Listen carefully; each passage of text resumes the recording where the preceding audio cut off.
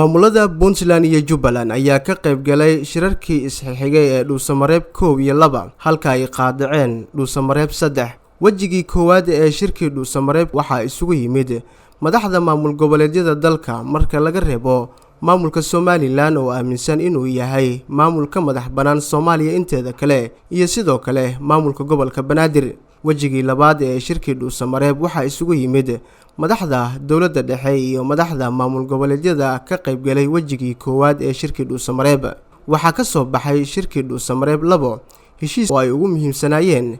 in la isugu yimaado shir kale, in doorashadu ku dhacdo waqtigii loogu talagalay iyo in la sameeyo guddi farsamo oo ka soo baaraan dega ajandaha lagu lafaguri doono Dhuusamareeb 3 ee arrimaha doorashooyinka. Tilaabooyin uu qaaday baarlamaanka Soomaaliya oo ay ugu weyneed go'aankii xilka looga tuuray ra'iisul wasaarihii hore ee Soomaaliya Mudane Xasan Cali Kheyre ayaa maamulada Puntland iyo Jubbaland waxay u arkeen caqabado hor leh oo ku horgudboonaaday qodobadii ka soo baxay shirkii Dhuusamareeb 2, taasi oo markii dambe sababtay in gebi ahaanba aysan ka qayb gelin Dhuusamareeb 3 isla markaana ay qaadaceen heshiiskii ka soo baxay shirkaasi oo ka koobnaa 17 qodob oo muhiim u ah geedi socodka doorashooyinka dalka. Madaxweynaha maamulka Jubbaland oo in dhawaanahan howlo caafimaad ugu maqnaa Kenya ayaa gelinkii dambe ee shalay waxa uu gaaray magaalada Garowe ee xarunta maamulka Puntland,